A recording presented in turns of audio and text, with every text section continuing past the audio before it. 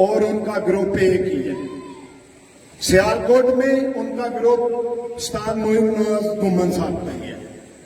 तो मेरे से उसने फोन पे रब्ता किया और मैंने शुएब को कहा कि यार जो भी फैसला होगा ईमानदारी के साथ करना, हक का करना, दोनों पे आंच नहीं आनी चाहिए, क्योंकि सियालकोट की इज्जत हमारी इज्जत है, सियालकोट की रिजल्ट हमारी रिजल्ट है।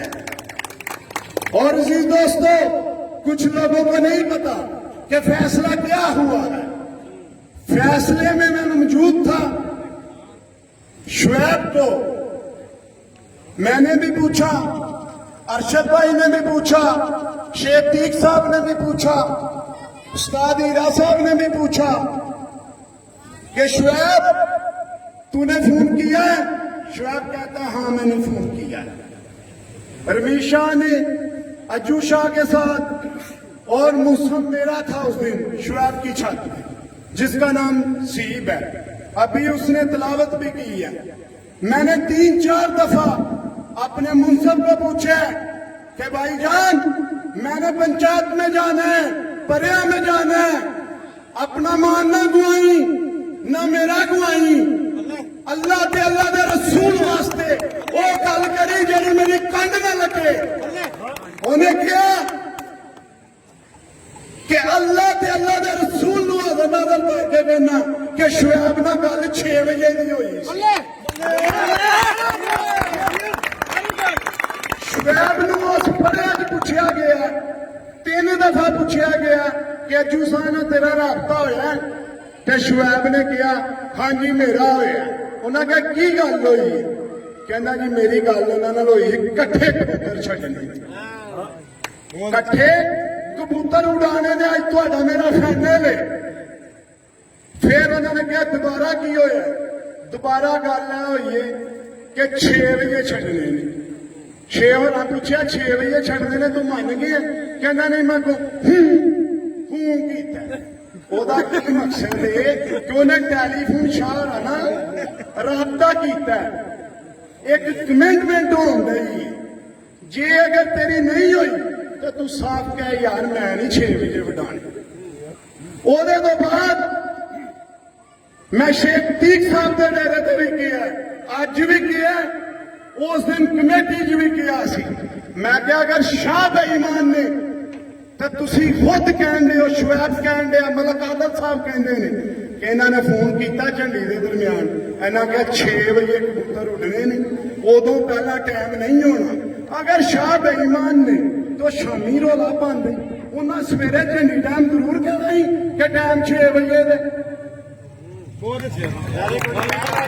अरशद भाई ने फिर भी कहा कि तुसी सुबह के मिनट शाम वाले मिनटा का रुलाते हो। शार्ट गल है कि शुएब उस परिया च उस कमेटी च 3 दफा मने कि मेरा 2 बारी रब्ता होया है। ओदे तो बाद कमेटी ने कुछ पेपर मांग ले कि तुसी सानू दे। ओदे तो बाद अज्जू शाह साहब ने कुछ जज्बाती हो के शुएब पहला कसम नहीं सी दिंदा। मैं शुएब नूं कहा शुएब कसम ना दई, बाजी दिनों मैं शाम को दुआ करना, मैं जाना तो शाह ही मैनू ईमान सी, मैनू ईमान सी। क्योंकि देखो चेतर च मेरे घरों बाजियां लगियां ने, चैंपियन छत ही रमीज भट्टी साहब, ओहदे नाल शाह नाल बाजी लाई, असां इख्तियार दे रहे। शकीरत दे मैं मीए शफकत दा शाह नूं इसलिए बिठाया सी, एक ईमानदार ने, एक दयानतदार खिलाड़ी है, एक अच्छा खिलाड़ी है। शुएब ने उस परिया दे विच अलफ दे दिता, वुजू करके आ गया, वुजू के दरमियान भी मैं कहा शुएब कसम ना उठा, कसम ना चुकी। शुएब नूं कमेटी ने यह पूछा कि शुएब तेरी अज्जू शाह नाल कोई गल नहीं हुई? कबूतर उड़ने लेट, कबूतर पहला उड़ने, यह बाद के मसले। जो तेन अल्लाह नजर करके पूछ रहे ने कि तेरी अज्जू ना 2-3 दफा फोन से गल हुई है कि नहीं हुई? शुएब ने कहा नहीं हुई। यार कमेटी जो तू कह रहे हैं कि 2-3 दफा हुई है, जो तेन बाजी लैनी पई है, तू अपना ईमान बेच दिता, अपना जमीन बेच दिता।